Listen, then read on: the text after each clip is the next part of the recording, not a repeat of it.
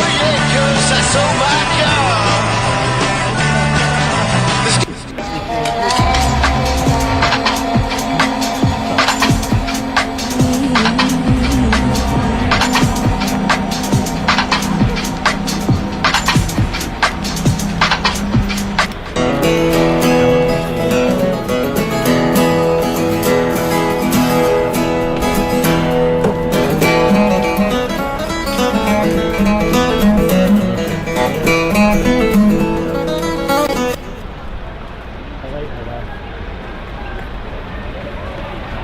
Hi everyone!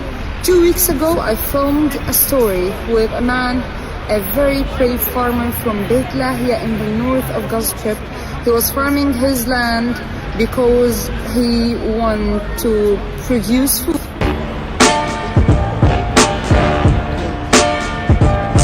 We came here with one clear purpose. The purpose is to settle the entire Gaza Strip, not just part of it, not just a few settlements, the entire Gaza Strip. You're not going to say or do anything that's going to jeopardise or compromise their position.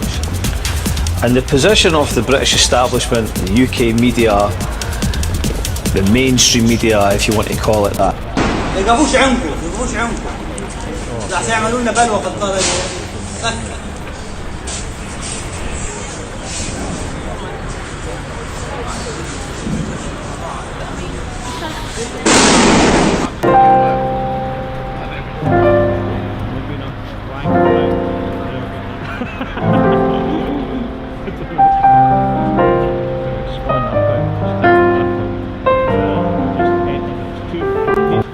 When you use language such as a humanitarian crisis in the Middle East, and you will not address that there is a genocide happening right now, you will not use the language of genocide, you will not be honest about that, and you talk to us about truth. So I'm in Turkey, I'm in Istanbul, and I'm eating some amazing, beautiful traditional food. Everything's cooked from fresh, and that's what it's all about. It's all about connecting with the emotional part of the culture. Everybody is so friendly and nice. Hope everybody's happy. I've just gotten done seeing images from the ground where children are being shredded like meat in a butcher shop. I don't understand how any of us, whether we're journalists or not, this isn't about objectivity, how any of us can watch this genocide unfold in real time. When people ask me, how are you? I used to answer, some birds sing even in horrific times.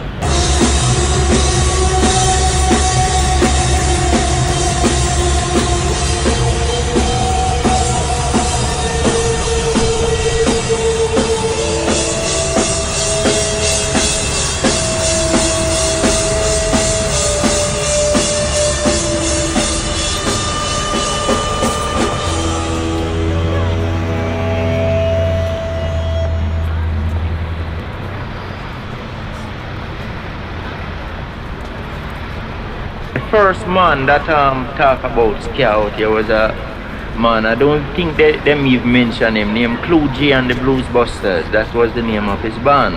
And one day he was trying to get the guitars to play something.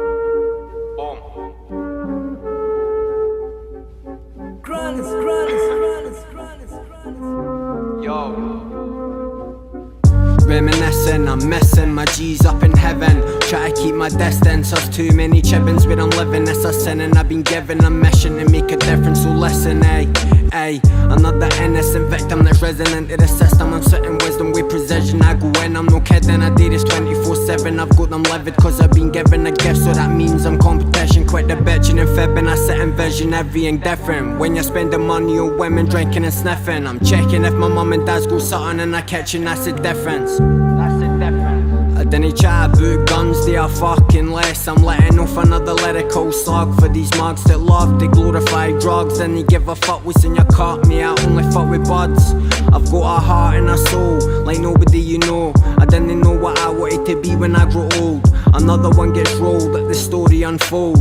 Break through the mold and then go for the gold. Bro, you know how it goes, go nice Oaksy B, cause it's cold on the road. So I smoke on my weed and then I compose some flows.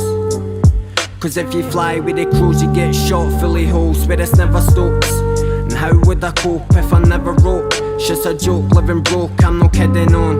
Mate, I smoke so the bad thoughts go, they're still vivid though. It's like getting stones, only hang I know. Like, where did all the time go? I said it's mad how I'm getting old. I need something there I can put my mind on.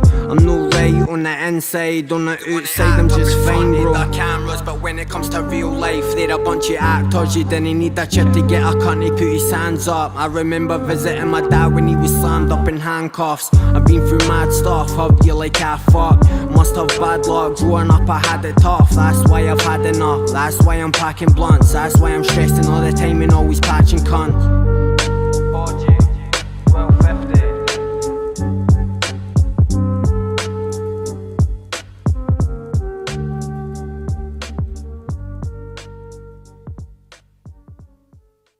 I think it's just going to get weirder and weirder and weirder, and finally it's going to be so weird that people are going to have to talk about how weird it is. I look for the invention of artificial life, the cloning of human beings, possible contact with extraterrestrials, possible human immortality, and at the same time, appalling acts of brutality, genocide, race baiting, homophobia, famine, starvation. The mushroom said to me once, it said, "This is what it's like when a species prepares to depart for the stars. You don't depart for the stars under calm and orderly conditions. It's a fire in a madhouse." And that's what we have, the fire in the madhouse at the end of time. This is what it's like when a species prepares to move on to the next dimension. The silence of many, of those with influence in the face of gross violations of the human rights of civilians, is conferring an impunity on those who are flagrantly inflicting collective punishment on civilians, including starvation, which, as I speak, is affecting most of all women and children. For all of the people in Gaza, now a crucible of suffering for children and their families, 45,000 dead, 17,000 of them children, 11,000 people perhaps under the rubble. And for those in Ukraine who have now endured over 1,000 days of war, or Sudan where some 25 million people, more than half of the country's population, are facing acute hunger this year. Given all of these circumstances, the painful lessons of history and our hopes of the future must surely persuade us to strive with urgency for a world where diplomacy triumphs over endless preparation for war.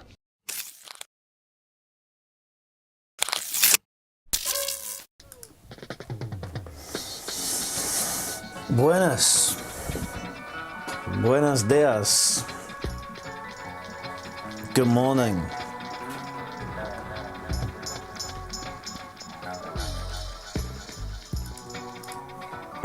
Mystic Pig.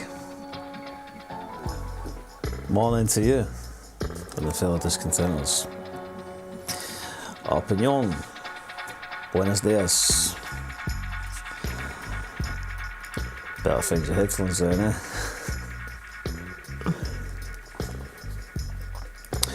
What the Xmas indeed, Madame Guy, morning Bob. Catriona Grant, good morning. Happy WhatsApp, the X, and all that jazz.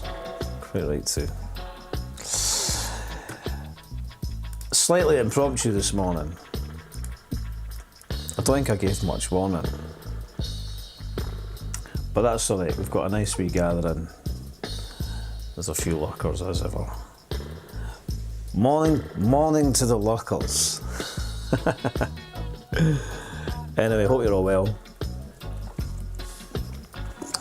Suitably organised for the Christmas chaos that's about to ensue. I thought it was interesting to start with that Michael Higgins speech, which I thought was great. I think that's been a recurrent theme over this last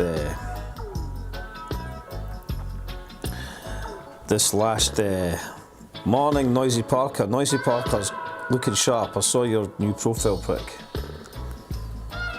Looking good, bro.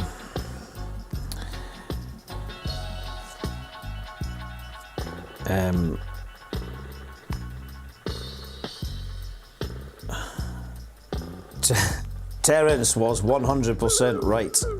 He was. He was right about many things, or at least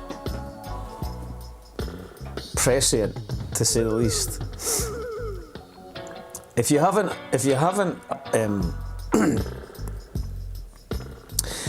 acquainted yourself with Terence McKenna, then I would advise that you do. I think most people that watch What the X or pay attention to me online are probably aware of my admiration for the man. But I'm certainly not alone. And I don't think he gets the credit that he deserves as a genuine, philosopher, cultural critic. He's kind of categorised. I've been through this before, and I'm getting deja vu. I've said this stuff before. But it's a wee bit kind of categorised by those who are determined to discredit people who imbibe with psychedelics and whatnot. And I think he gets kind of categorised in the kind of loon setup. Thank you very much, Mystic Pig. Muchas gracias. That saved me on this one already. Thanks, bro.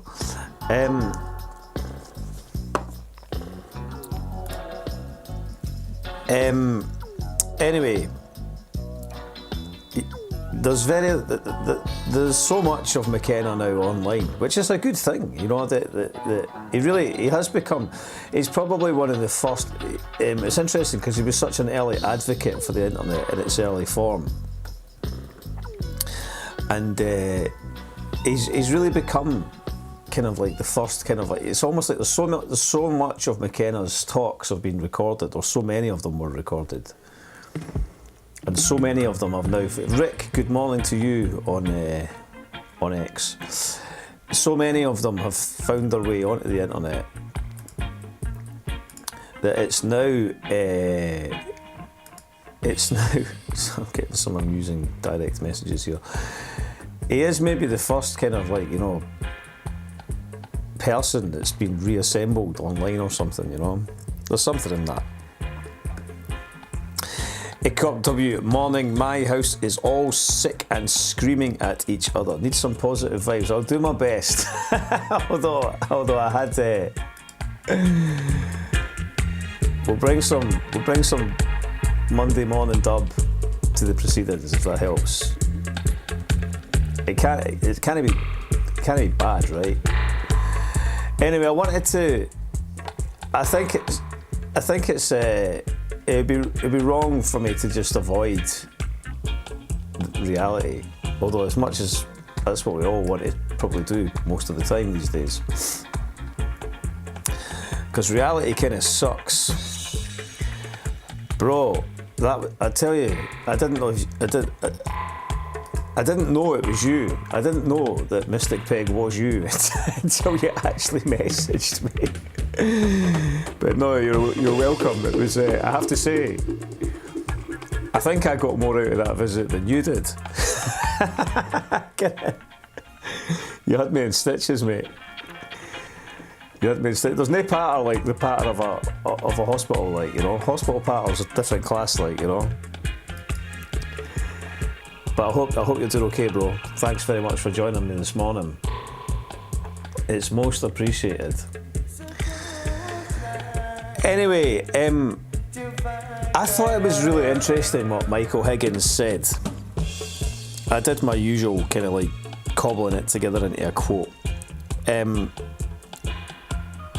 I mean, there's this video here. I'm not going to play the video because the way that my audio's set up at the minute with this, it'll delay. But it's a terrible video. It's almost like I don't want to show it, you know. It's like, but it's like, you know, if anybody saw that video from yesterday, it showed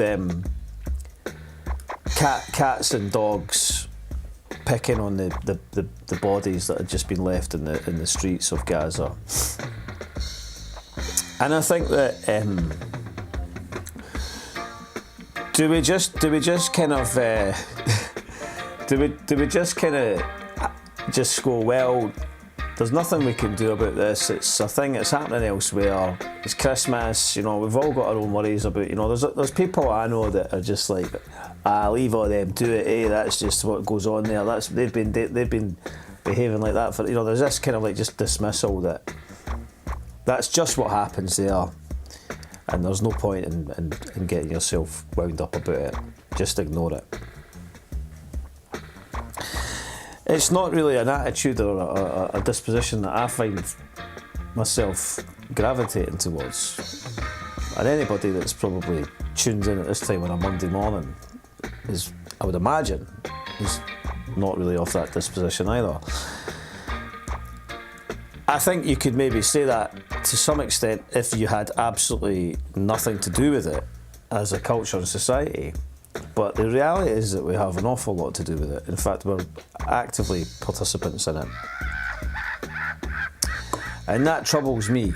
That troubles me. So if I'm going to exist in the delusion of some sort of semblance of the last vestige of crumbling democracy or demos that we're involved in somewhere or other, I'm going to have an issue with it, right? Because if my political class that are elected and are supposed to be representing me or other people are incapable of saying anything sensible about it or condemning it or otherwise, or in the case of many of our Labour parliamentarians have been funded by Zionist cash, then this raises a lot of questions.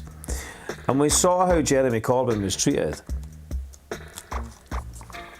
And we saw that it was a Zionist operation to destroy Corbyn. And the you know, the more cynical of us out there might even consider that.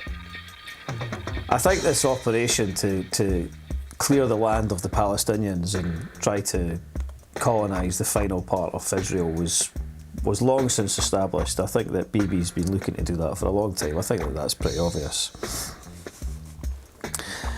And I think that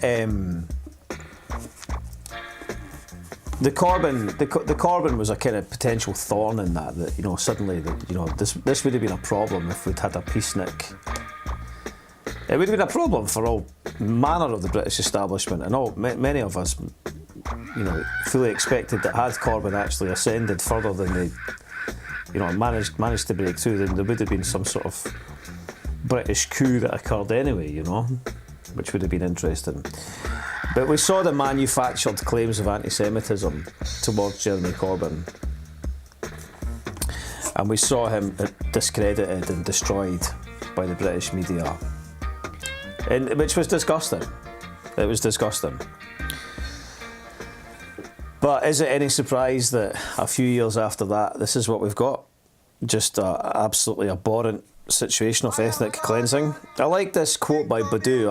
I'm a big fan of Badu as being a sort of traditional Marxist. I can't help but find myself drawn to the prophetic words of Alain Badu. He said, in matters of Marxist politics and the subject of class, there is only one way of giving in which is by losing confidence. Presumably, which is what they would want you to do. You know, wear you down. Anyway, I wanted to just look at Michael Higgins. We'll come back to some of these other things, other little nuggets that are on the feed, shall we say? It's been an entertaining time, you know, despite the absolute horrors that we're subject to. There has been quite a lot going on in the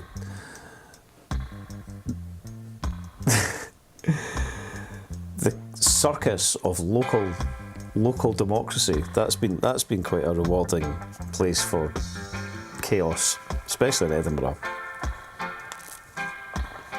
I was getting asked for a square go yesterday by some Hun. FL had 55 was wanting to have a fight, but you know, given they're only identifiable by this RFC crest, I'm not sure how we were going to arrange this ruck exactly. The joys of the internet. I'll probably get the stream cut now for going past some of these images. So this is what Michael Higgins said. He said, "The silence of many of those with influence in the face of gross violations of the human rights of civilians is conferring an impunity on those who are flagrantly inflicting collective punishment on civilians, including starvation, which as I speak is affecting most of all women and children." And I think that this is a very interesting statement to make, and it's one that I definitely approved of and agreed with. And I think it sort of poses some questions, you know. Who does have influence in this day and age? Who is it that we can look to? There's a few more attendees coming in here that I should draw attention to. Uno momento. This is muted. Eldon Lascar. These days are full of revelations and total told you so and fucking knew it moments. Exactly. RFC, 150 years. Well, there's a lie to kick off with, indeed. Your clubs did. Rangers died. I thought about hitting them with the standard Rangers died par, you know, but, you know. Anyway, Jimmy McRae, morning to you. Jimmy, morning to you, bro.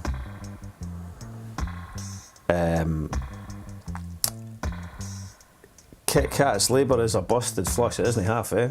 A plastic party if ever there was one. Morning, everyone. Morning to you, Macapella. I loved that boom bap beat you put up the other day, though. That was great. We must collaborate on something at some point. We must make some wonderful music. I'm still blown away how skilled a narrator McKenna was. McKenna was a genius, man. He was insane. He was insanely gifted. Anyway, back to this question that I thought was worth asking. It's like, you know, who does have influence in this current epoch? Who is it that we can look to suggest that has influence? Because one of the people I was thinking about is this person, J.K. Rowling, right? J.K. Rowling has 14.2 million followers, and she's a billionaire.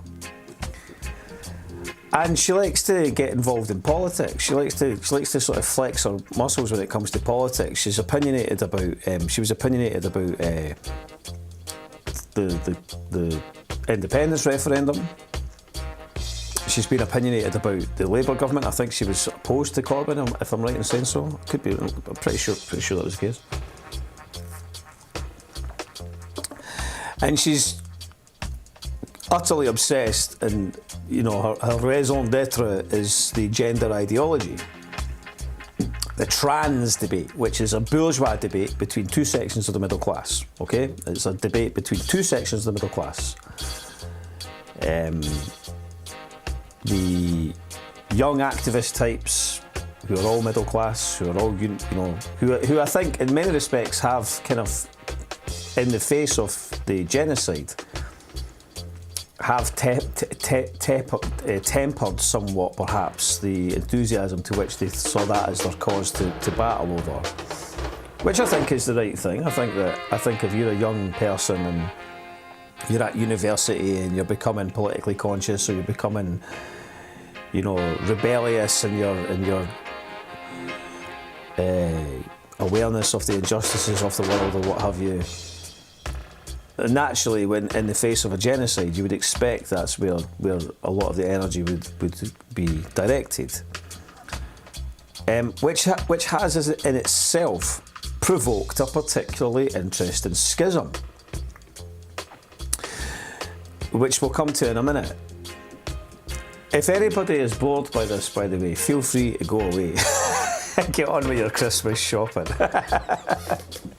Because, you know, we're going down that rabbit hole a wee bit, but it's just where my head was at this morning. I thought, nah, I want to think about this. I've not had the time. I've had a lot on, and I haven't. So I think sometimes I use What the X actually to just start to think things through a wee bit in that, because, you know, we've all got other stuff to get on with, haven't we? But I look at this concept of J.K. Rowling. Now, J.K. Rowling is the Dion of the gender critical movement, as it's called, and she's given a massive amount of respect across the board. I don't necessarily subscribe to this level of deep deference towards J.K. Rowling. I think that she's she should be respected for her success as a writer, as a female writer, as a single mother who battled against the obstacles that were there for her, and she became very successful. She introduced a whole generation of kids to reading at a time where reading is clearly an issue. We've got statistics at the minute, terrifying statistics about the literacy rates in schools and for young people, and there's all kinds of questions being raised as to why that's the case. Social media, what have you, been factors of this. Late stage capitalism, hyper capitalist distractions, hyper consumerism, all of these factors.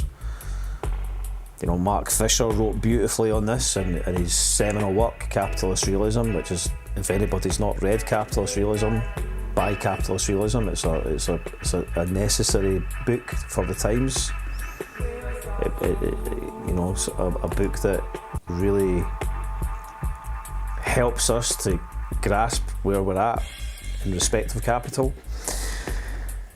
But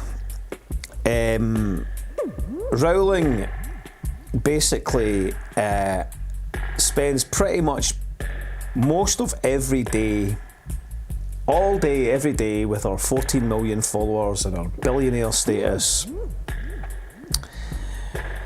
She's put something up here about what ISIS did. So this is the first thing. Is this perhaps something to do with Syria? This account, Asa Aslim. I think I've seen this. So this is Rowling is now interesting that she's endorsing an account that's talking about one particular genocide, but Rowling has essentially said nothing, as far as I'm aware, or had any opinion about what is happening in Palestine. Now, the violence of Israel and the Zionist murder machine it's spreading over the Middle East, obviously. If you're on the side of the Zionists, it's a triumph. You're marauding into victories. You're sweeping sweeping the map. But this is a murder spree that is utterly supported by the British establishment, the British state, British government, and in turn us as a nation. And I'm interested to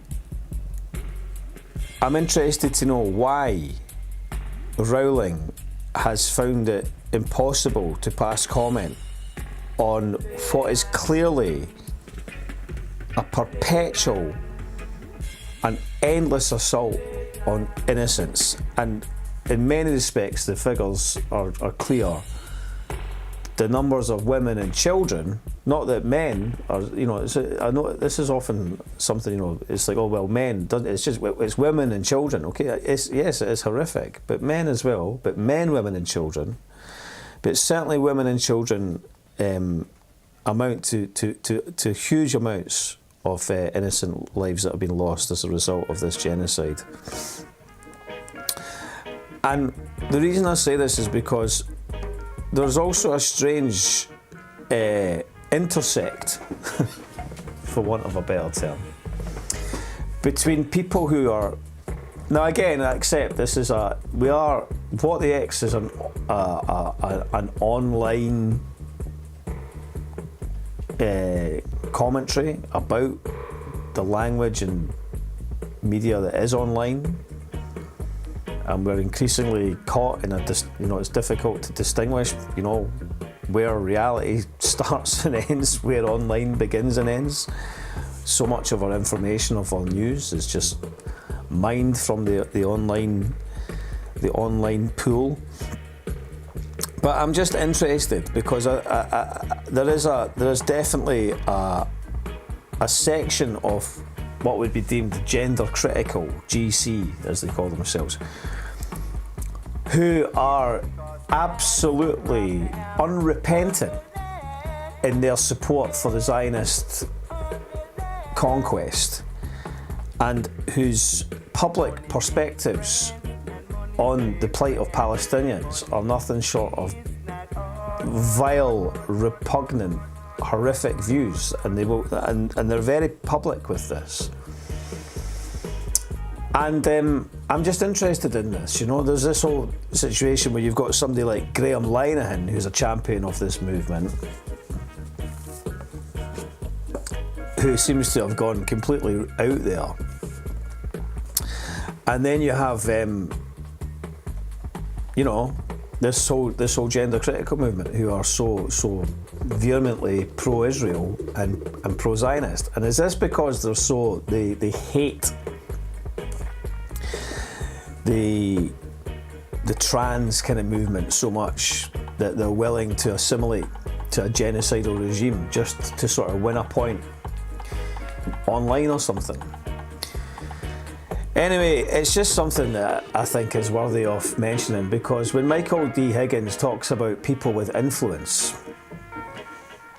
does J.K. Rowling have any influence, or does J.K. Rowling have no influence? I mean, she doesn't really have any influence, presumably politically, particularly, but does she have some cultural influence?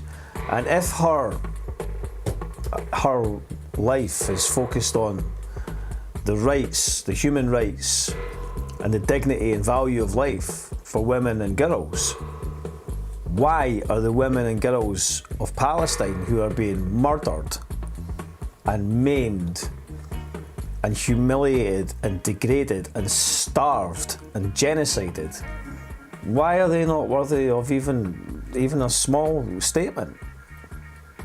I just wonder why that's the case. Rona Whiffen says, morning to you, Rona. Silence is violence. I've never liked the cut of her jib. And I think that this is a reasonable point to make in certain circumstances. I think if you've got, I've said this many times, but I think if you've got a public profile, and I think if you've taken money over the years to comment on matters of politics, geopolitics, society and culture because you've got some kind of public profile, because you're a writer or you're an artist in some capacity, and you've happily taken a bit of loot and you've got up there and you've spunked out your opinion to everybody because you think you're interested and important and you should all be interested in what you've got to say. Fine, cool, maybe you have got an interesting opinion. But when it's come to this particular issue, which is clearly the most abhorrent, disgusting affront to humanity that any of us have been aware of. Now, part of that is because we have the advent of communicative capitalism, and these poor people are actually documenting their demise, which is a relatively,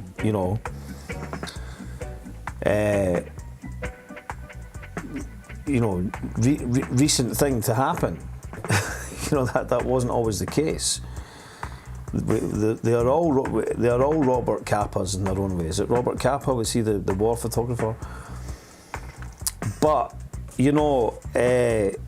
I think it's interesting. I think that if you have been paid and you've received, endorsement and largesse as a result of your perceived sagacious views on society and culture and politics, and you've been happy to spout off and tell us all about XYZ for years, and all of a sudden we're witness to this and you've got absolutely nothing to say or less than nothing to say, I think that's worth considering. I think that's worth questioning, personally. I mean, I think it'd be good if everybody spoke up and said, this is wrong, this is terrible, this is outrageous, and petitioned their MP or their MSP and said, I want to see you condemn this, I want to see you say something about this, because Scotland's complicit. Scotland's still giving, the Scottish Government are still awarding arms manufacturers grants. Noisy Parker, she has an income stream, J.K. Rowling, I suppose. She has an income stream and she'll do everything to protect it. It's hard to suggest that wouldn't be part of it. I'm sure that she's got kind of all kinds of deals locked up with parent companies that have got all kinds of issues with this, that they don't want to compromise things. Here we go, I've got a raft of comments next. Greetings from Germany, all good, it's why we're here. Hasn't said fuck all about Gaza, a hypocrite. Cal says, greetings from West Edinburgh, free Palestine. What will it take for folk to take to the streets? It's a good question, Cal. It's a good question. What will it take for folk to take to the streets? What will it take? Because we've got essentially what you might deem to be called neoliberal authoritarians that are in power at the minute. There's talk about them stopping council elections in England next year. Does anybody know about that? Beldam Lascar says, for these people, the establishment class, it is more controversial to have an opinion on the Zionist project than it is to be obsessed about gender ideology politics. And I think that's correct. A friend of mine once said, before the genocide erupted in front of us, when the trans debate, the endless trans debate was going on, and it was just dominating the airspace. And for those of, which we found pretty irksome, he said to me, I think all of these people have got front and back gardens. I thought it was a very astute statement to make. And then there's so many that I have to say, let me clear this. I have to say, I've made this clear. I don't think men can be women, and I think that it has gone into a ridiculous area where, I think the Green Party, for example, Maggie Chapman, all these people, I think they're absolute wackos. I think they're cranks, and I think that the real victims in all of this, I think, probably are the legitimate trans people who really just want to get on with their lives, and it's become turned into this massively provocative situation. You've got Trump yesterday talking about, we're going to, whatever he said, we're going to end woke or something, and there was all these whoops and cheers, and you've got Musk now financing really repugnant areas of the right. But the Liberals did this, because they avoided class. In their desperate desire to avoid dealing with class, they sunk themselves into this niche identity politics area that literally nobody could really relate to, nobody could really get their head round, And, interestingly enough, my own personal, I kind of share McKenna's, I've said this before as well, but I kind of share McKenna's notion that, ultimately, as a species, we may actually end up becoming a kind of genderless form. It's not impossible to I think he kind of suggested that we might have been ultimately heading to this point. That's whatever. I don't have a problem with that, really. But I do have a problem with the way in which these issues have been forced into the public consciousness. And even, I never thought that I would, is it reactionary?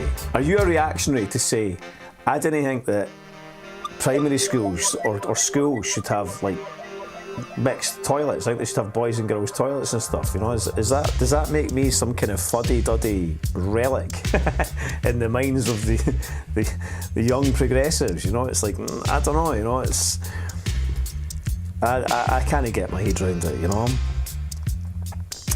But I think that what Beldam says is correct, that this idea that you can't you want to see, it's also a weird thing, because the whole opportunistic ascent of identity politics is itself a manifestation of neoliberalism, as is the genocide, right? They're both related to the same market forces, to the same surrendering your state to capital in one way or another. So there's a real kind of cognitive dissonance between those who want to fetishistically obsess over this kind of really peculiar issue and talk about it like it's the most important thing ever, whilst also disassociating himself completely from what else is going on with those market forces, which is eradicating these human beings in the most abhorrent manner conceivable. Anyway, I have rabbited on about this now for some time, so we'll shift now a bit. But I thought it was worth saying, because I really felt that what Michael Higgins said, it resonated with me. I thought,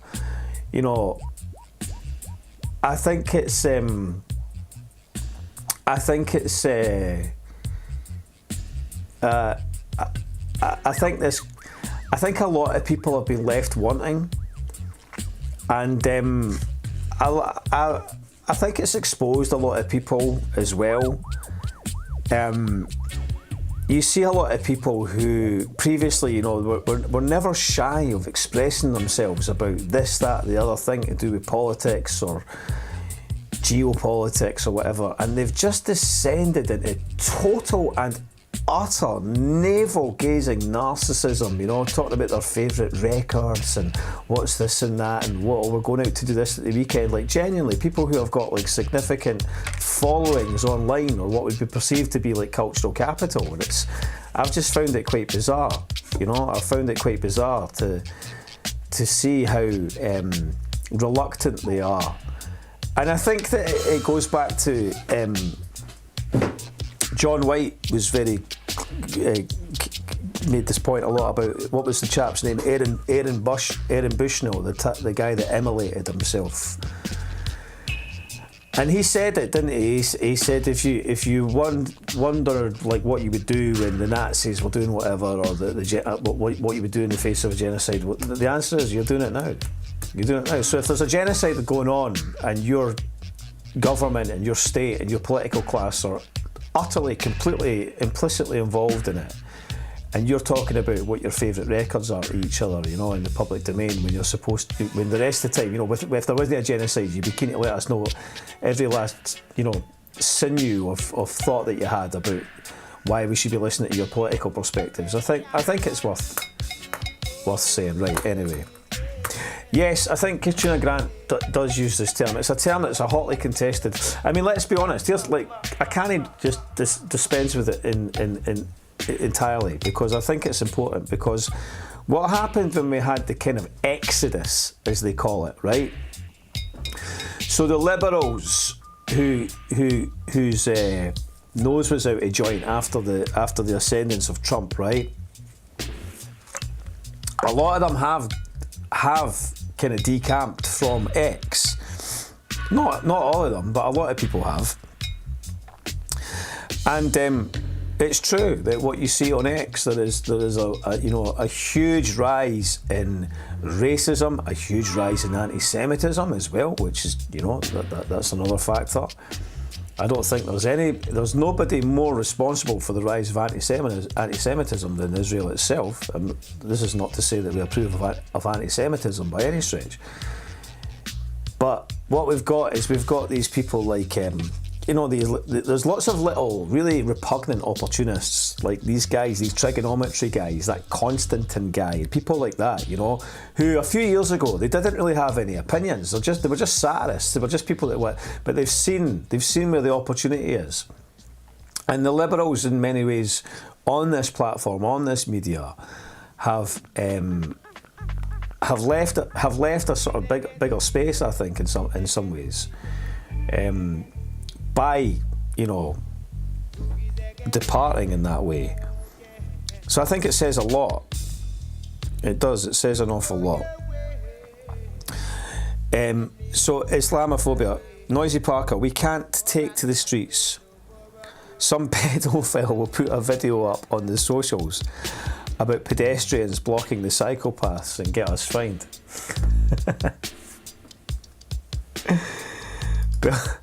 Belgium Lascar says, the favourite sourdough recipe or preferred Christmas songs are more comfortable topics than discussing the fire in the madhouse that we are in. Yeah, totally. I have found it astonishing because, you know, we're on the brink. And it's going to get worse. It's going to get worse. And what else did I put down here? The psychopaths are worth mentioning, Noisy Parker, because I tell you what, right? Before we do that, right, let me just click to this because this was quite funny. This is a bit of local history, local mischief. And this was, I noticed that Jez Simpson, I had seen the video on TikTok, and then Jez Simpson put up a thing on his Twitter where he was there, and there seemed to be some, you know, I was quite fascinated by this, right? Because it's quite good to know that you're old, and you're I'm too old for that, but it's a laugh anyway. So Stories, the sort of legendary Leith Baker, became at the weekend appeared to become a hive of activity for the fly kids who are into and they took over. They had a takeover in a bakery, which is pretty cool, right? So let's just have a quick look at what happened at Stories. What am I supposed to be saying? Right, here we are, we're at Stories Bakery for Josh Baker Times Fly pop-up for the Baker's Dozen. Kenny, living legend of Leith, chicken curry, how are you feeling? Absolutely fantastic, let's do it. Yeah, good man. Aye, thanks for letting us do this. You've had a few tonight yourself, you looking for a big night? Absolutely, let's do this, come on, let's do this. Right, let's go.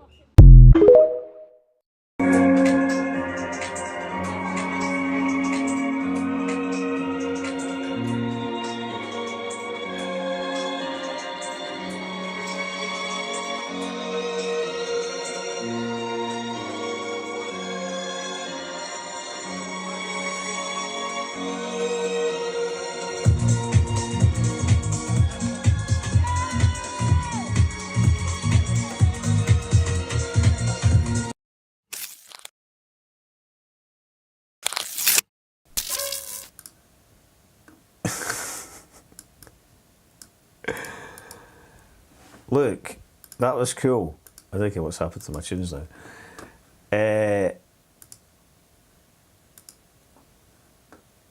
That's not something that happens every day, right?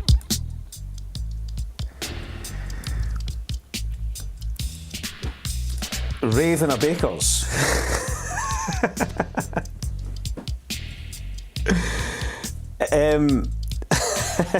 It's sort of like spinning the wheels of steel beneath the hot pies. What a legendary moment. But it is a brilliant baker's. It's open at like 4 in the morning and that. It's open all night. And it got in some bother, didn't it? Because somebody moved in, some new lether moved in and then started complaining. Do they have to buy pies? I don't know. I don't know what's happened.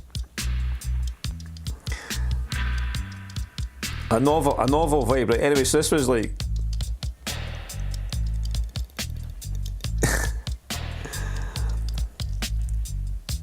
Manny Curfey. I don't know who that is. I think he's a hippie. Hippie Smurf.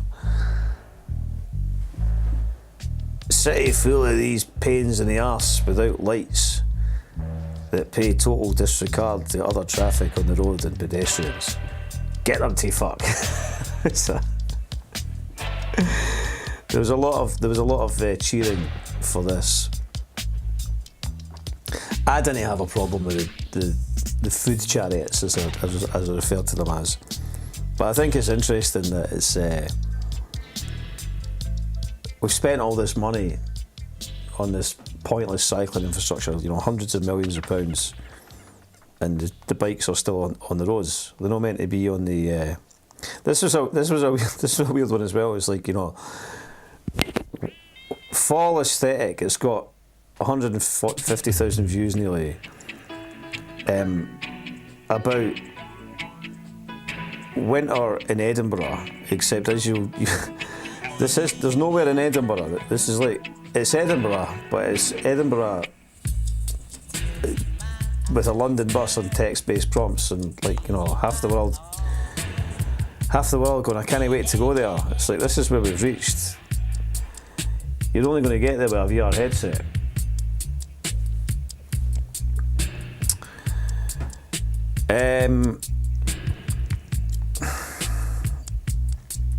Yeah, this was the argument that ensued from the gender critical people. The chaos of the council. I'm going to do a review. I'm going to do a year-end review, probably before the new year, and we'll go through what's happened in this last year, because there's a lot to get through. But I never really followed up, which I kept meaning to. It wasn't because I was forgetting, but I just got on. But it was a real big achievement what happened with the People's Story, that we managed to get that opened again. That was a big success, a big citizen's success of the year, and a good message to the council. I've got a wee bit of knowledge about the council that I found out the other day through observation. Here's a question. Do you think it's right that the council should deploy its entire cleansing team in the interests of private developers? Do you live somewhere where the pavements are all cracked and there's weeds everywhere and your gardens haven't been dealt with, or your council houses haven't been properly maintained or cleaned up or anything by the council, and they haven't come round for ages, but then somewhere where there's a private development that's about to get the thumbs up of student flats, the council send down the entire cleansing team to completely and utterly cleanse the whole area to suit the private developers? Do you think that's right, that your council tax money gets spent on tidying up an area for private development? Doesn't it sound right, does it? No. Well, that's what's happening. That's what Paul Lawrence is facilitating. And I'd like to find out, maybe what's his name? Donald Turville will be able to look into that. All 13 of them, yes, that's correct. Noisy Parker's correct, because there literally is about 13 of them, which is which is a joke in itself. But yes, that's the point. All 13 of them. All 13 of them. Sent. It's not right, is it? It's not right. I think can people, let's find out about this. Why is the council deploying the entire cleansing team to sort out an area where there's about to be a private development? I asked the cleansing team guy, and he goes, "Oh, there must have been some complaints in that." I was like, "Nah, there wasn't any complaints. There was no complaints." Now, Louis Farrakhan isn't dead. He was reported as being dead, but he's not dead. Oh, for God's sake, it's terrible. I mean, it's the reality, but it's almost like as if I do that, it hasn't seen it, the algorithms will seen it. I must say, well, for those of us that are here, like and subscribe to Discontent, join the Patreon,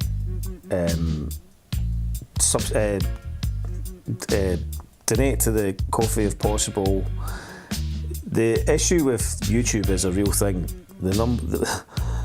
It's quite weird, but if you're going to talk about certain things, you're going to find yourself slapped, and it's definitely the case with my social media. But such is life. This is the time that we're living in. I want to go to my bookmarks before I go. I'm going to look at this issue. We're getting near the end of the morning. Let me go to my bookmarks. So this was interesting. So there's a sort of there seems to be a bit of excitement being whipped up about independence and stuff. We can come to that. We'll come to that the next time we meet. But Friends of Wings. Scotland needs to have a proper conversation with itself about this urgently. Because we've all seen this creep into our communities. Do we want our country to become a retirement home and playground for the wealth accumulated in the southeast of the UK? Let's just have a look at this, what this young lady was saying.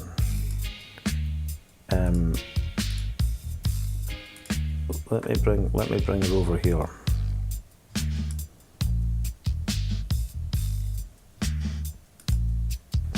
Let's have a little listen to what this young lady was saying.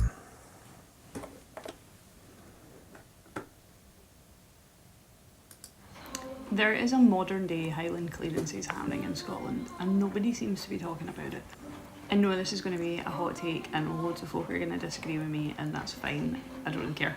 I also know there's far bigger terrible things happening in the world that deserve airtime, but that doesn't mean we shouldn't talk about these kinds of things. I was born and raised on a Scottish island. My family have been on that island for hundreds of years. My family have an agricultural past on the island, and growing up, the croft that they were cleared from was frequently pointed out to us when we drove past it. It was a very real and close thing that really didn't happen all that long ago, but it had clearly passed down through generations, making sure that nobody forgot that that was their farm, that they had been shifted off.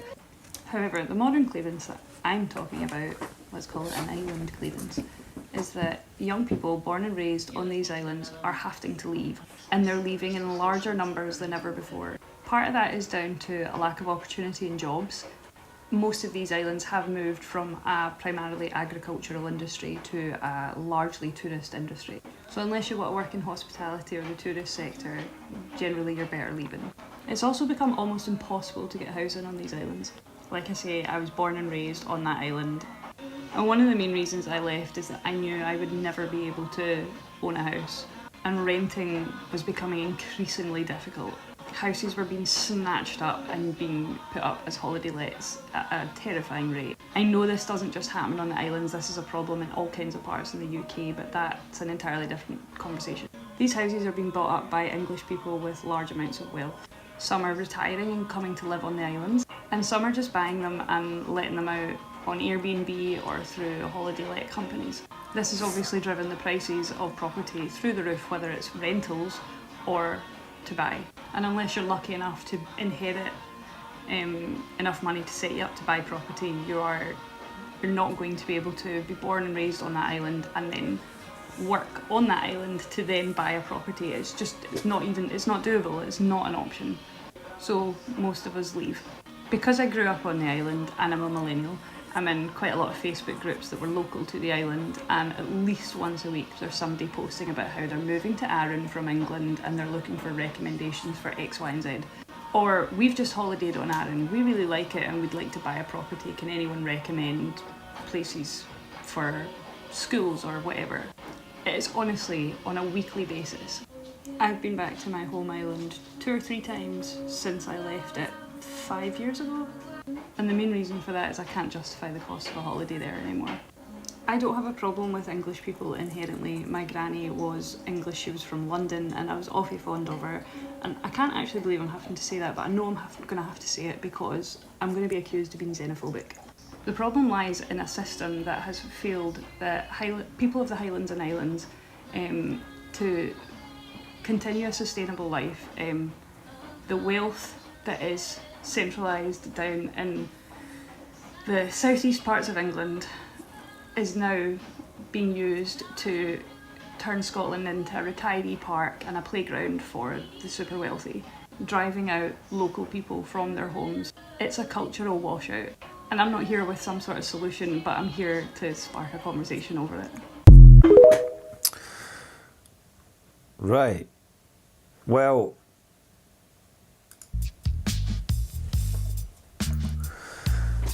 I thought that young lady made a great video, and she made the point that she wanted to start a conversation about it.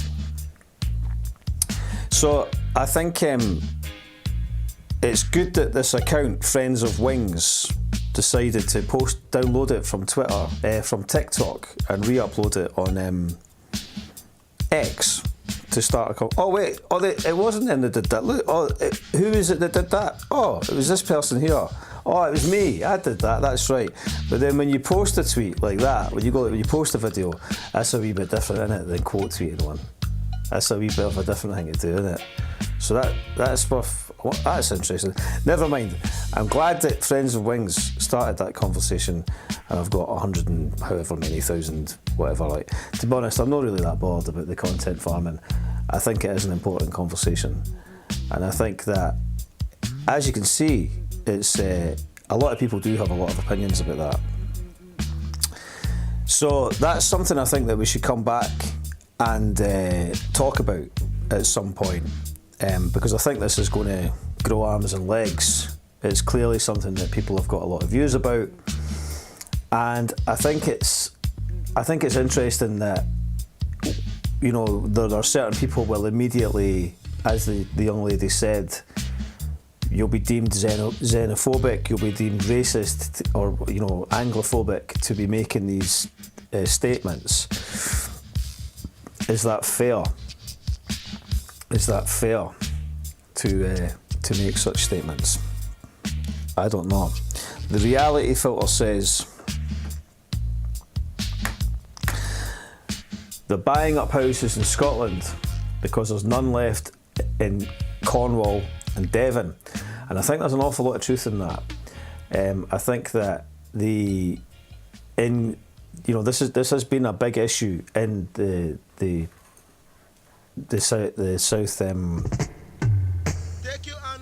south of England as well. That will be used to diminish her argument. It may well be used to diminish her argument. Have her on the show. I will try and do that, Arpagnon. I will try and get this young lady to join us for a conversation if that's possible. I will try and do that. But no, it was. I saw it on TikTok, and I thought this is an interesting thing. This is a very interesting point of view, and I thought I'll upload it onto X to try and propagate it a bit further. So I think it's good that the conversation is happening there. We're getting to the end. This is an interesting thing Chris Williamson put up. It's a provocative image that, you know, imagine that image. It says the entire British government, both left and right, is corrupted and beholden to a rogue foreign state. Imagine if this image had appeared during the defenestration of Jeremy Corbyn. Can you imagine the outrage? Can you imagine how insane the media would have gone if this was an image that was doing the rounds? And Chris Williamson, you know, I think he was expelled from the Labour Party. Now Chris Williamson is he in the Workers' Party now, is he? I don't know if he is. But he's, you know, Chris Williamson is reposting this image, but, you know, it's a kind of accurate image, right? We can't dispute the fact that Zionist capital has a deeply, deeply unhealthy hold on our polity, and you know this is something that we have to address. And how do we address it in Scotland? What are we going to do in Scotland? People are touting this independence referendum. I think that this is manufactured. I think that this is about political parties trying to repackage this issue. This is about electoral dominance. This is about electoral power. And we as the electorate need to be thinking about how do we get closer to power without allowing these public purse parasites in the form of neoliberal political organisations get in there on our behalf, because when they get in there, what are they doing for us? SFA. That's the reality of it. This young lady is talking about the decimation of her locality, the inability for her to live where she grew up. You know, we used to revere those that lived in the Highlands and Islands. We used to sort of like, they were seen as, you know, this mystical people. You know? Reality filter. I live in North Devon, and there's a beautiful coastal village called Croyd, and no locals live there. It's all posh Londoners in electric VW campers. And this is true. This is true. So I mean, we must be careful as well. We must be careful to recognise, you know, that when we talk about the English and this type of thing, you know, it's like, you know, I think maybe the language, we need to address the language. But we should be looking at, you know, what about protections? What about protections that would be built in to communities? You know, the Scottish Government, the SNP have been in charge for a long time, and land reform, I think, was one of the primary. Have you noticed that the things that were the primary reasons for the SNP being there, which was no nuclear weapons and land reform, have just been completely dropped from the SNP's political agenda forever? You know, there really needs to be protections put in place for locals to be able to stay in the islands that they have historic ties to. I think there's an argument for that. I think that's you know, these are you know, there's other parts of the world where you would look at those communities and all kinds of people would be demanding that they had special protections. But then if you look at even Edinburgh, you know, in the time that the SNP have presided in power in Scotland, they've allowed Edinburgh to be completely and utterly socially cleansed, and they've allowed the Highlands and Islands to be, you know, have those communities decimated of their historic populations. So, you know, they've got that tagline. They've got that tagline, standing up for Scotland, haven't they? It's, you know, I think it's like anything. It's almost like what they say, what they publicly say, is it's the opposite is what's actually going on. I think it's a disavowal thing.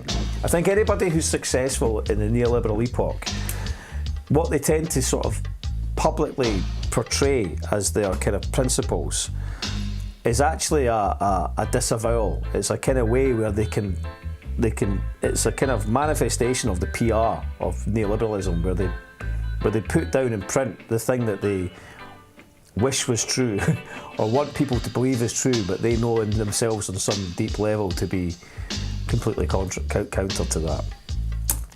Right, it's been a bit of a weird one. Friday, I couldn't do Friday because I was recording with Gutter Blood, and that was great. We were down at Post Electric Studios. I think we did a good job. The guys had done a great effort. Andy McVanaman and Aj and Dave and Tom. The stuff sounding great. It's powerful. It's a really amazing project. I feel very privileged to be part of it, and hopefully that will be coming to your eardrums in the new year at some point. Was there something else I wanted to check here? No. Tomorrow's Christmas Eve, and the day after that is Christmas Day. So listen, thanks to everybody, thanks to all the regulars. I think we've got a decent amount of folk this morning. We'll be continuing into the new year. We've got a bunch of plans to make things a bit more dynamic. Hopefully I'll have the discussion. I had a fantastic discussion with Anne-Marie Ward on last Tuesday. I would have had it up, but I've just not had a second. But hopefully I'll get that up. Hopefully by tomorrow I'll have that up, and you can check that out. It was a really interesting discussion. Anne-Marie's a fantastically interesting lady, and so I'm looking forward to putting that up. And I suppose all I've got to say is just to wish you all a Merry Christmas when it comes, and I hope that you have a nice break. I'll pause this here. Yeah, so have a nice Christmas. What's this before we go? Katrina's saying the flat under me sold for £400,000. It's a 2-bedroom tenement flat. Looks like it was bought by the South East of England parents for student children. There's a lot of that going on, you know. And the ship has sailed. It's just what we do now, you know. All this talk about the tourist tax going into other tourist measures. We need to deal with the council. We need to stop them taking shutting down the park to all traffic. That Lorna Slater is a screwball. These people need removed from local government. Who is Lorna Slater, Chaz Booth and the Green Party to come and tell us, right, we're no longer going to have any motors going through the park? They've already cut the amount of motors in the town significantly. It's outrageous, these NIMBYs, you know. Anyway, James Craig Page is here. He says, all the best, Bob, and the viewers, and to you. Merry Christmas to you, Kit Kats. Yes, thanks for joining me again, people. Jimmy McRae, hold on, I'll tell you what I'm going to do. Wait a wee second. In fact, I'll play it, Jimmy. I'll play it next time. Because I'm going to leave us with a. I don't know why I chose this, but I'm going to play us out with a Malik classic. It's one of my favourite tunes that Black and Eyes did. Black and Eyes, another lesser recognised pool of great talent that emerged from the city in the 90s. I'm going to leave us with, it was Joe Malik and AJ. It's Crack Pipe. So have a very Merry Christmas, and I'll catch you all on the other side. Take it easy, folks.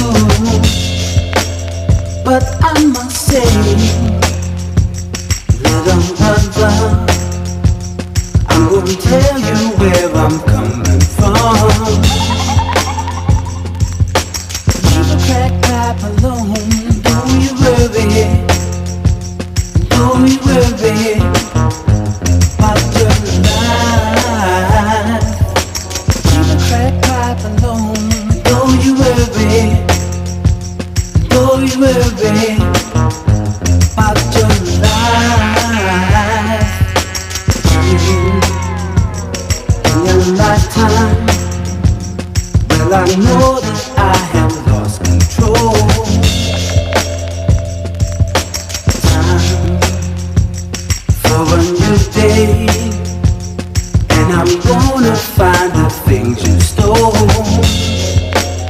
But I must say,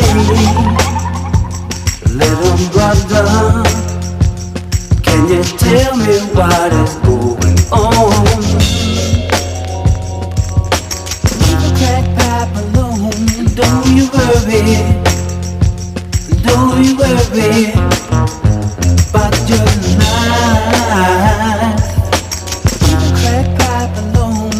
Don't you worry, don't you worry about your life.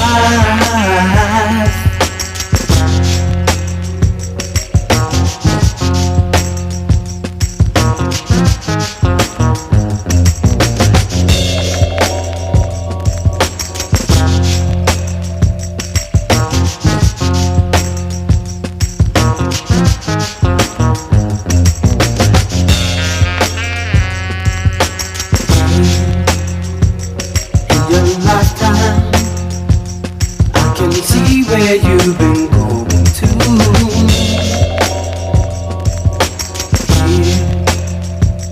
Here's a message of the things you find you're going through.